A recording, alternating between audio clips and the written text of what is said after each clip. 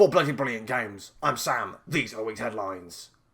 We begin this week with Microsoft, who are set to increase the price of its first-party games, committed to bringing Call of Duty to Nintendo, offered Sony a 10-year deal to keep Call of Duty on PlayStation, and are facing a lawsuit from the FTC to block its acquisition of Activision Blizzard. We'll start with its price increase.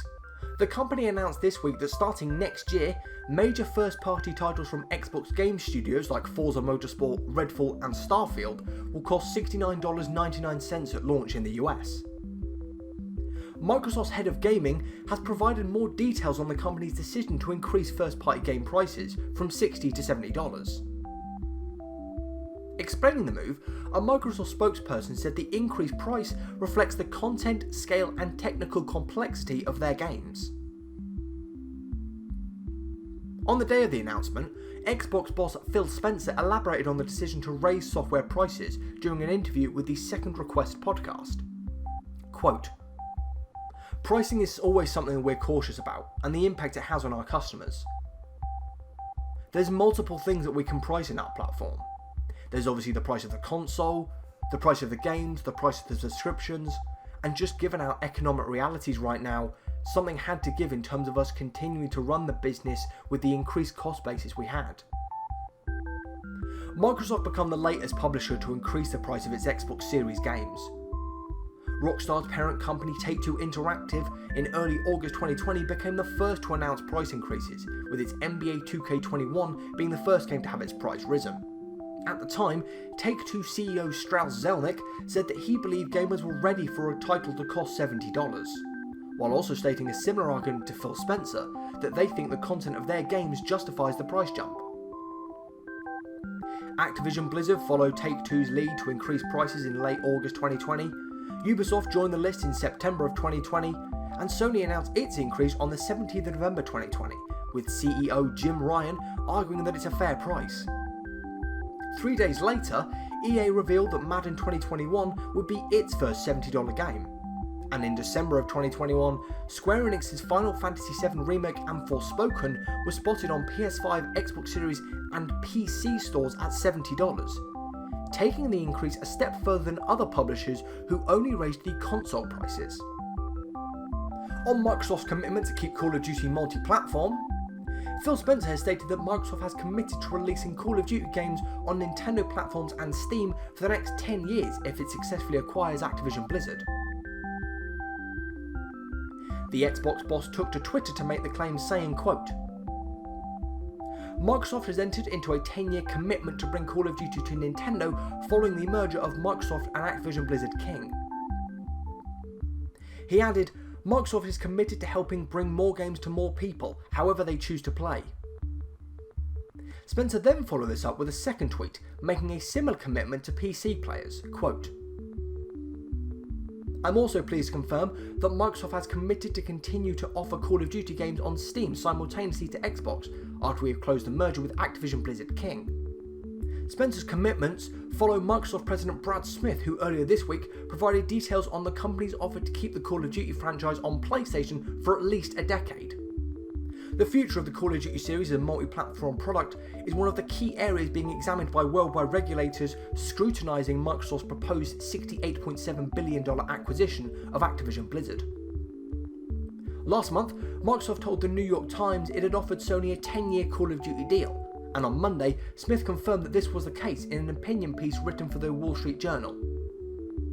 Smith writes that, "The main supposed potential anti-competitive risk Sony raises is that Microsoft would stop making Call of Duty available on the PlayStation. But that would be economically irrational.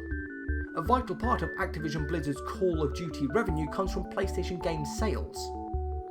Given the popularity of crossplay, it would also be disastrous for the Call of Duty franchise and Xbox itself, alienating millions of gamers. That's why we've offered Sony a 10-year contract to make each Call of Duty release available on PlayStation the same day it comes to Xbox. We're open to providing the same commitment to other platforms and making it legally enforceable by regulators in the US, UK and European Union." UK competition regulators launched its in-depth probe into Microsoft's purchase in September. and as we noted at the start of November, the European Union launched its own in-depth probe. While the FTC was investigating it, and as of this week, the Federal Trade Commission is suing to block Microsoft's proposed acquisition of Activision Blizzard. An official statement made by the FTC alleged that the deal would not only give Microsoft an upper hand in the console market, but also in other areas, such as subscription gaming and cloud gaming. Quote, "The $69 billion deal, Microsoft's largest ever and the largest ever in the video gaming industry, would enable Microsoft to suppress competitors to its Xbox gaming consoles and its rapidly growing subscription content and cloud gaming businesses." According to the FTC, the complaint cites previous examples of Microsoft acquiring other valuable gaming content and using it to suppress competition from rivals, pointing out its acquisition of ZeniMax, the parent company of Bethesda, as a notable example. The FTC's statement claims Microsoft decided to make several of Bethesda's titles, including Starfield and Redfall, Microsoft exclusive, despite assurances it had given to European antitrust authorities that it had no incentive to withhold games from rival consoles. CD Projekt has said it will shut down mobile game The Witcher Monster Slayer next year. The plans to end support for the game were confirmed on Tuesday, after the company revealed that it would be focusing on its core businesses for PC and console development, with mobile projects set to be carried out in collaboration with external studios.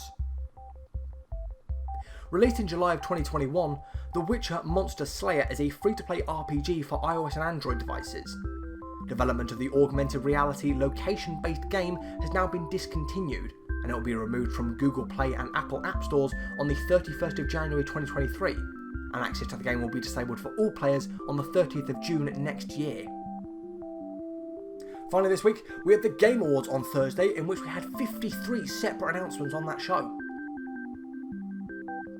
The announcements varied from a Castlevania DLC for Dead Cells, DLC for Fire Emblem Engage, DLC for Horizon Forbidden West, and a new game mode for Among Us.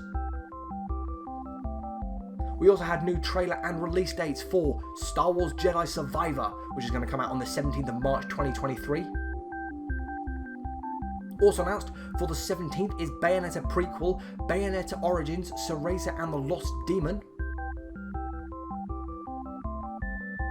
Street Fighter 6 had a new character trailer and has been given a 2nd of June release date.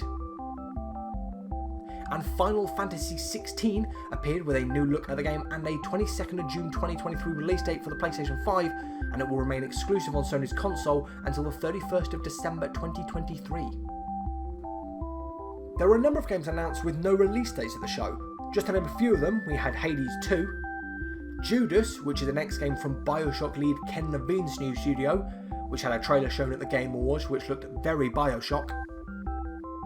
Co-op FPS crime boss Rookie City, which features an all-star cast, the likes of Michael Madsen, Chuck Norris, Danny Trejo, Kim Basinger, Danny Glover, Michael Rooker, Damien Poiter and Vanilla Ice.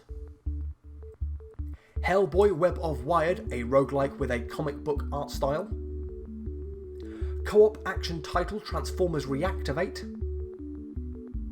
And Viewfinder, a puzzle game in which photos are used to construct terrain to complete the levels, which look very cool. Diablo 4 also got a release date on the show, the 6th of June 2023, but according to a recent Washington Post report which took testimonies from 15 current and former Blizzard employees under anonymity, this date will be hard to achieve unless significant overtime is done.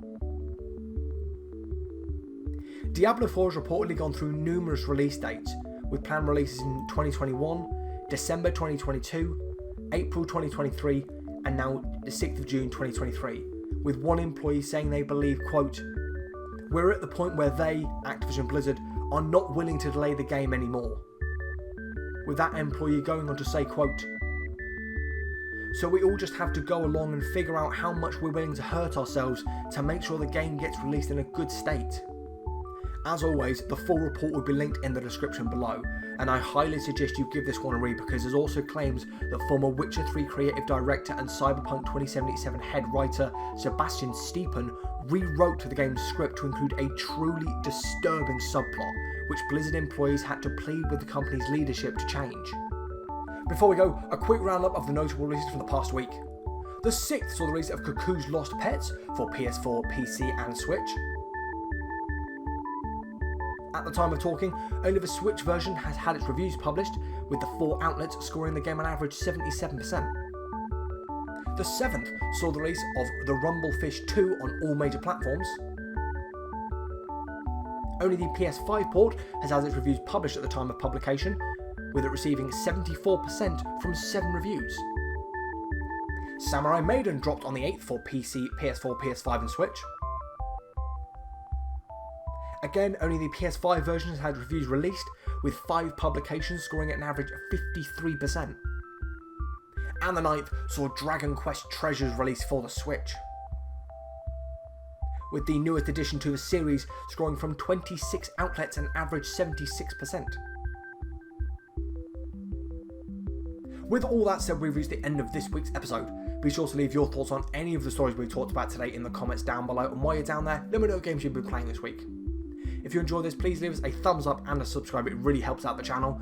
And if you're interested to hear updates on our content, follow us on Twitter at BloodyBrillGames. I'm Sam, thank you for watching Bloody Brilliant Games. I'll see you next week. Goodbye.